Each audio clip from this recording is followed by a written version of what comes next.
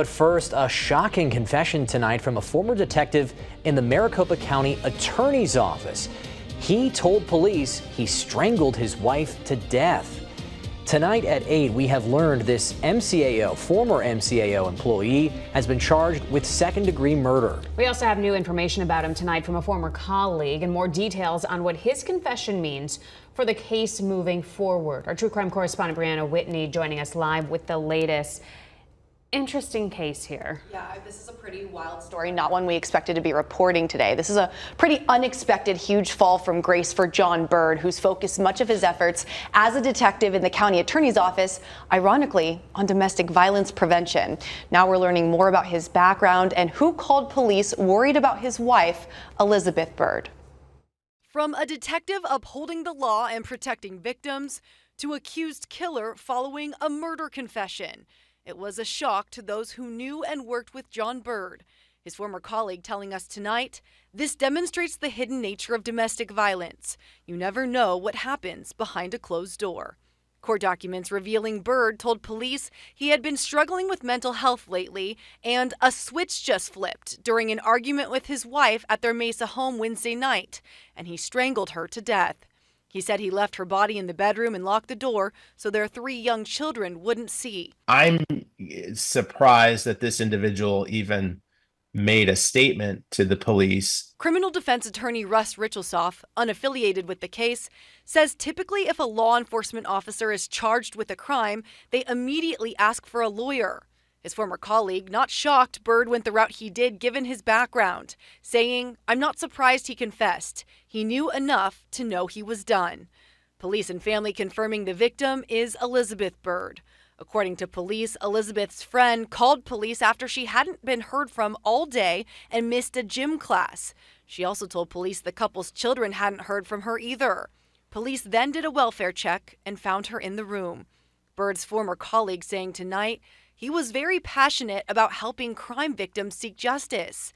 That's reflected in a write-up MCAO did last year during Black History Month, highlighting his dedication to helping domestic violence victims.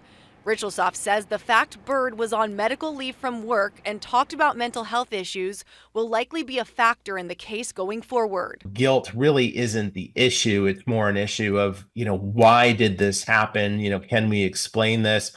Are there mitigating factors that would justify a reduced sentence? I would say that would be the case here based on what I'm reading. He says John Bird's career heightens the public's interest in this case, expecting it to be high profile from beginning to end. They want to know that the police who are in charge of enforcing the laws are abiding by the laws, and if they're not, that they're being held accountable.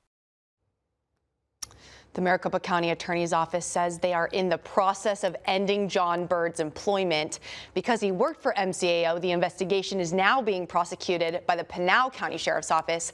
I also did earlier speak with Elizabeth Bird's family on the phone today. They said they aren't quite ready to talk about what happened, but were very kind and said they are struggling with their sudden loss. I can't imagine. Understandably so. Yeah. So you had mentioned in your story there that he was already on medical leave. Right. Did they say what the reasoning was, what that medical leave was in detail? No, they did not say what that was. So hopefully it's something we'll learn from either further court documents or would come out later in the case. Could this be an insanity case because of what he told investigators about struggling with mental illness and snapping? Right. You look at that, and that'll definitely be at play in the case, right? They're looking at that as mitigation factors in terms of how can we reduce the sentence or look at that if he was struggling with that. Aggravating factors being what would be used to enhance the sentence. This cannot be insanity, though. The reason why is because under the law now, it used to be different in the 90s, but now you must not know that your actions were wrong to be able to deem insanity. And at the end of this statement in the court documents, it says in words, he said he knew what he did was wrong. That right there means he knows that his actions were not okay, and he can understand the magnitude of them. That cannot then be used as an insanity defense. And at the end of the day, these kids essentially lost both parents. They're very young. Yes, it is extremely heartbreaking. Thinking of their families tonight, Brianna, thank you. Yeah.